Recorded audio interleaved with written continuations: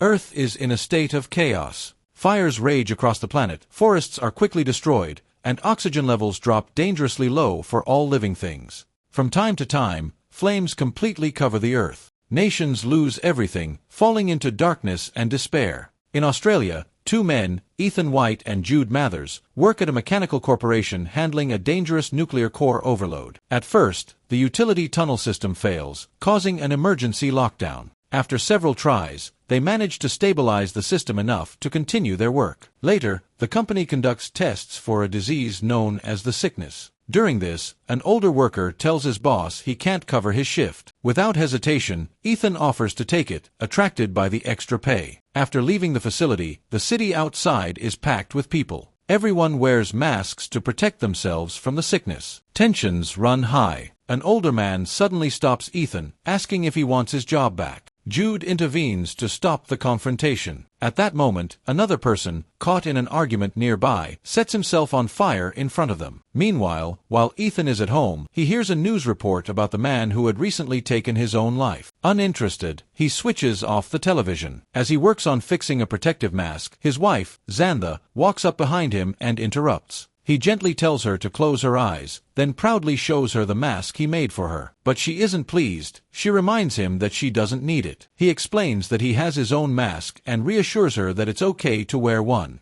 Eventually, he convinces her. Xantha puts on the mask, paints it with color, and begins to playfully interact with Ethan. But suddenly, she vomits blood, a terrifying sign of the sickness. She quickly washes the mask, but both of them are thrown into panic. Afterward, Ethan is deeply focused on his work when a security guard approaches and informs him that they've been ordered to take him in.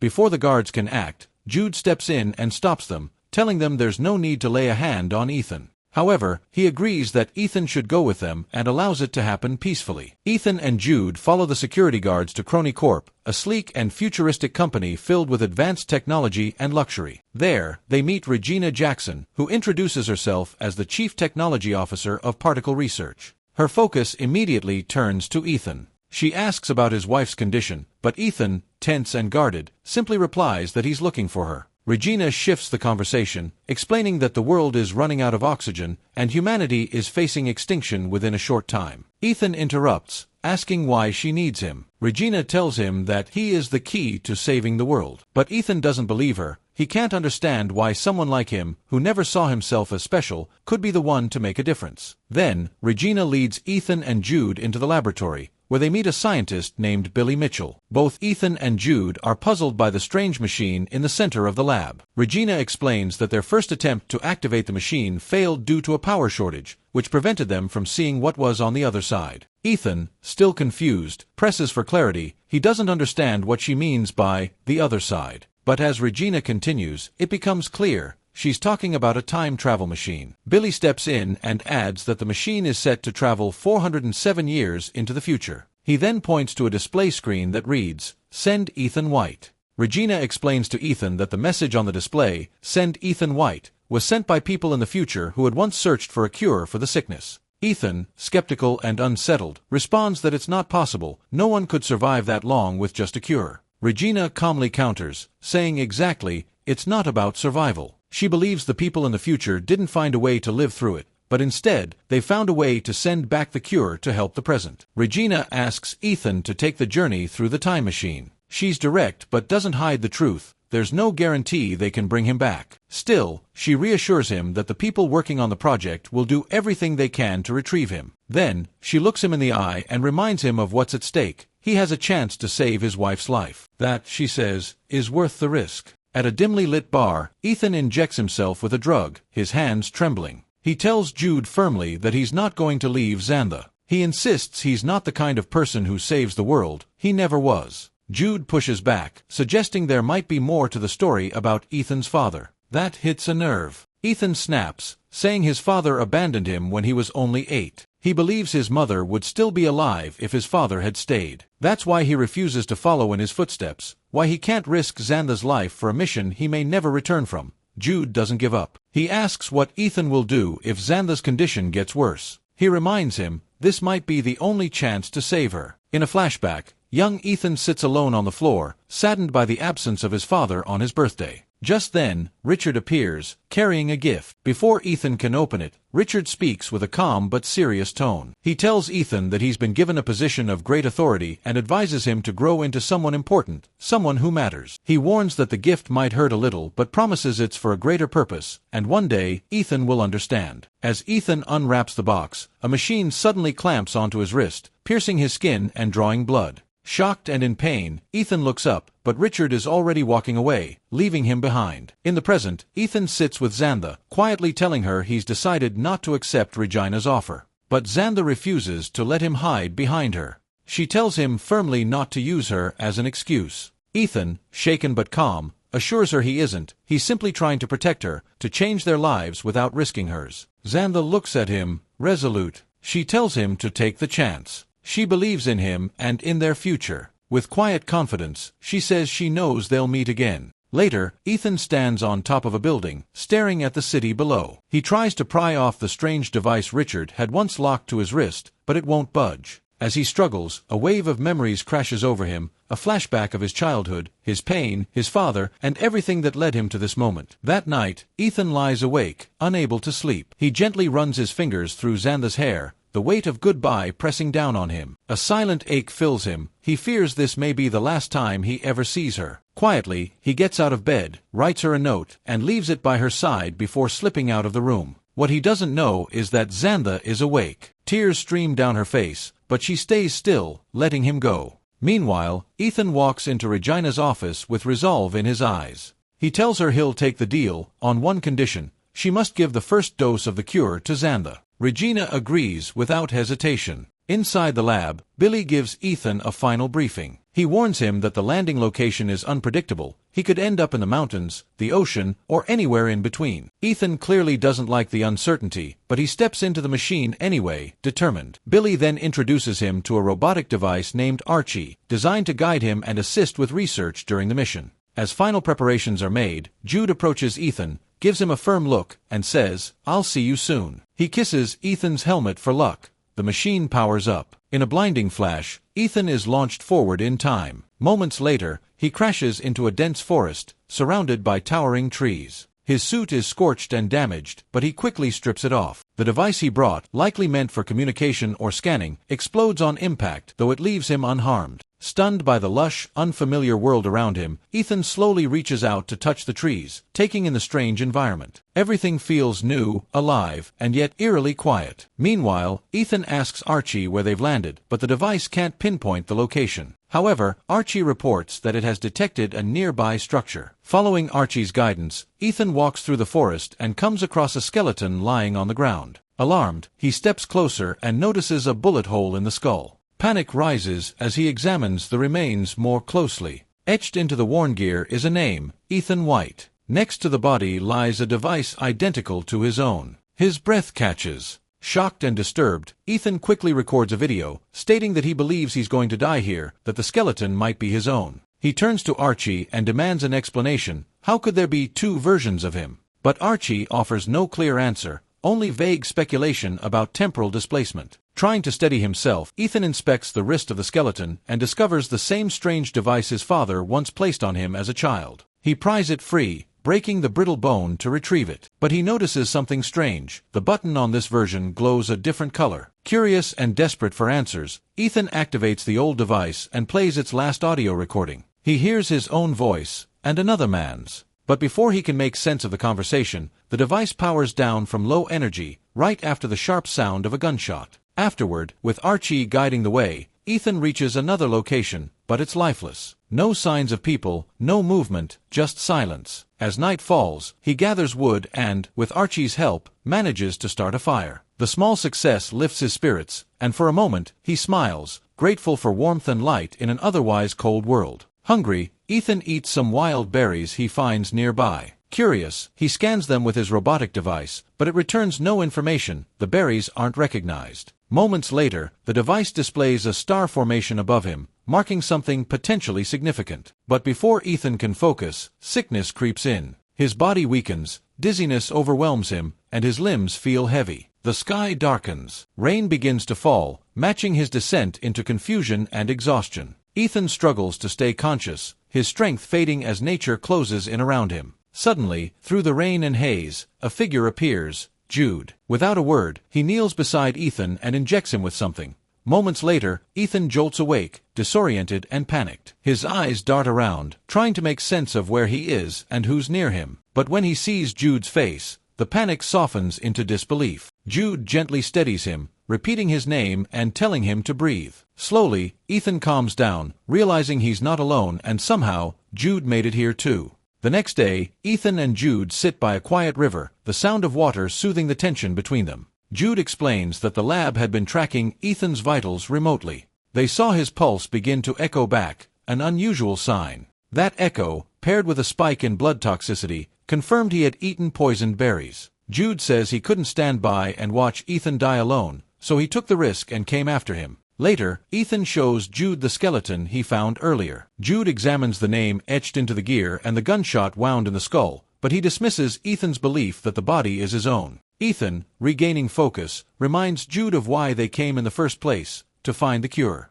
With Archie leading them, they continue the journey. Eventually, they arrive at a sealed metallic door. Ethan approaches while Jude hangs back, keeping watch. Suddenly, a sensor scans Ethan's eye, and with a soft beep, the door slides open. Without hesitation, they step inside. The room is silent and dark. Ethan calls out, but there's no reply. As they move deeper in, Ethan discovers a dormant computer terminal. The screen flickers to life. "Welcome, Ethane." He inputs a command, and immediately, the device on his wrist begins initializing a DNA scan. His arm starts to bleed as the machine draws a sample. The button on the wrist device glows green. Instantly, the lab powers up. Lights hum back to life. The time machine in the center begins activating, pulsing with energy. A synthesized voice announces, "Portal initializing. Destination, year 2067 AD with an estimated time of 4 hours." Ethan looks around the now-lit room and asks where the people are. Jude responds firmly that there is no one.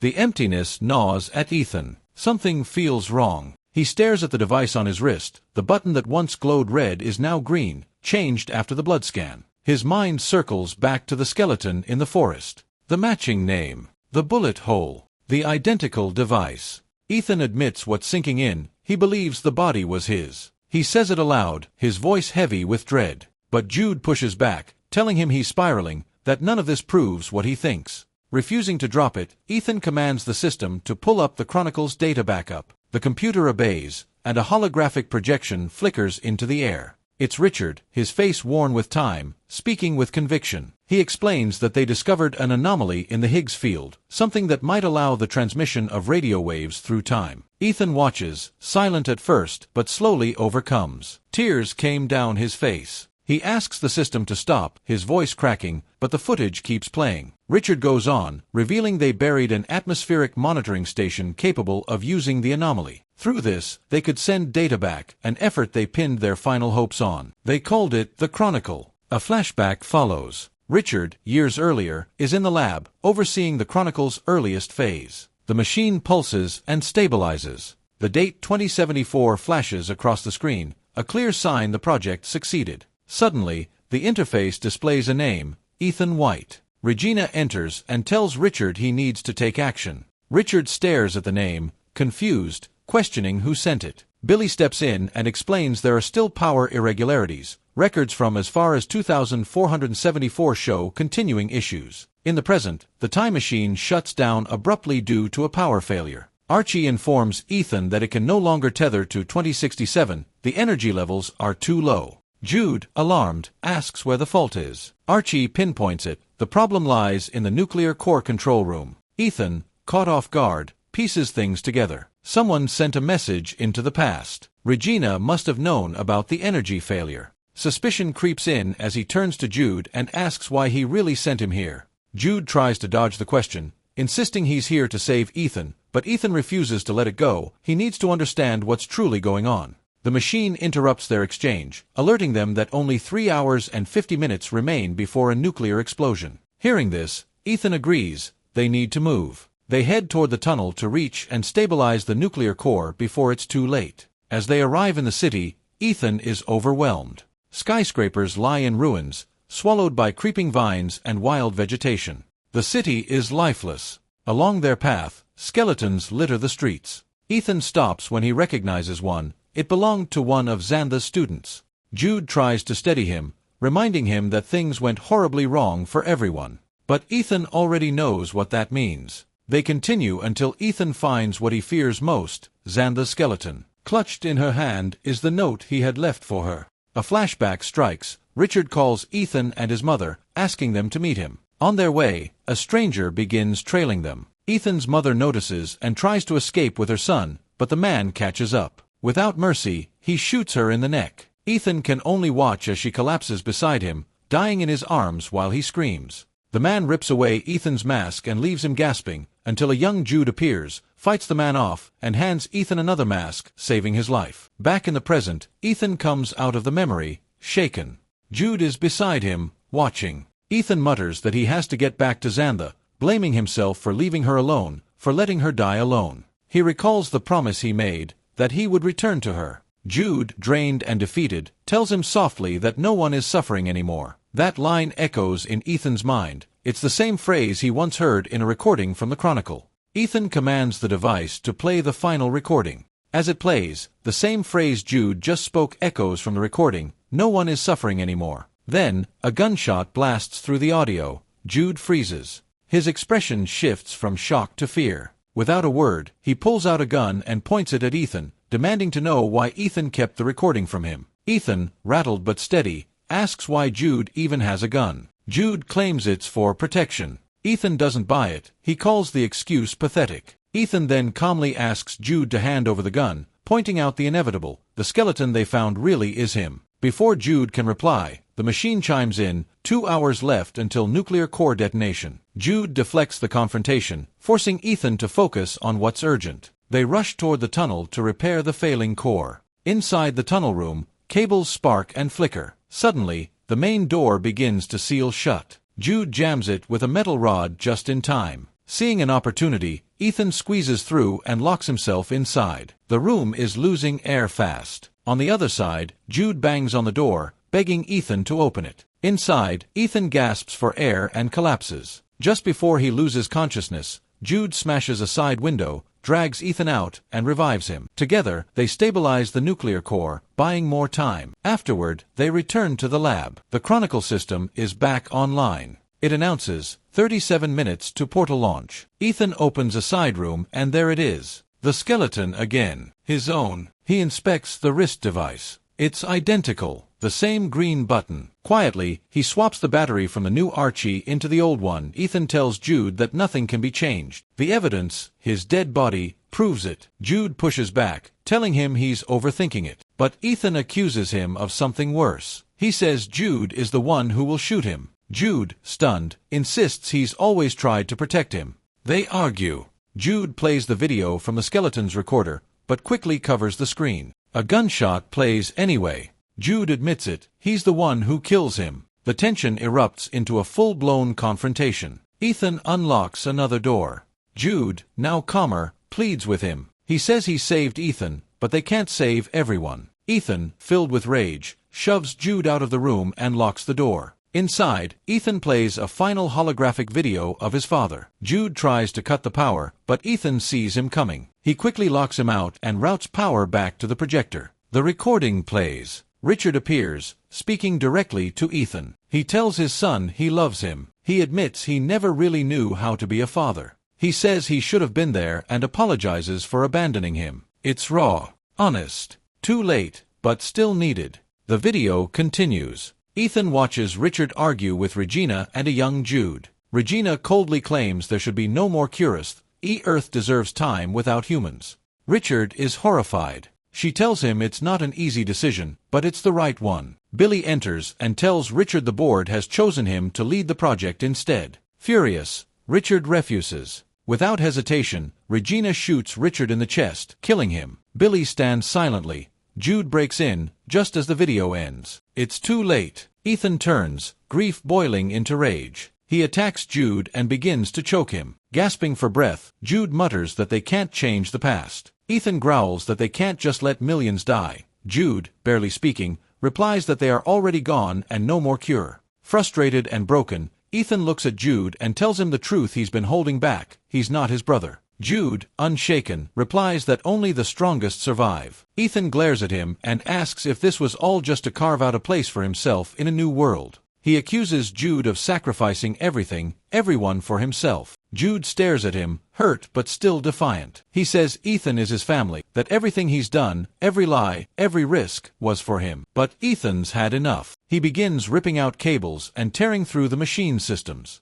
Jude watches in disbelief, shouting that there's no other way. In desperation, he lunges forward and begins suffocating Ethan, demanding that he fight back. Ethan refuses. Jude trembles, losing control. He raises the gun, points it at Ethan, then turns it on himself. With a final scream, he pulls the trigger. Ethan falls to the floor, crying. Elsewhere, Regina is busy preparing citizens for a grand journey through the time machine. Children and elderly stand in line. She speaks with confidence, praising their courage. She tells them that history will remember this day, the day humanity seized control of its own fate. Back in the darkened lab, Ethan remembers his father's words. Be someone important. If you believe in something bigger, choose it. With trembling hands and renewed clarity, Ethan reactivates the time machine. He loads a small tree seedling, a recorded confession from Richard exposing Regina's betrayal, and a final gift for Xantha. The payload is sent straight to Regina's lab in the present. The moment it arrives, Regina freezes. The video plays. Richard's words echo through the lab. The evidence is undeniable. Xantha watches the breaking news. Regina Jackson has been arrested for conspiracy, cover-up, and murder. A guard delivers a package, Ethan's final gift. She opens it and breaks down in tears, overwhelmed by emotion. Ethan lays Jude's body to rest. He marks the grave with a note. But then, something strange catches his eye. The skeleton he once believed was his own is gone. He runs into the forest. The ruins of the dead city have changed. The advanced structures have disappeared. Nature has reclaimed it all. The forest is alive, thriving.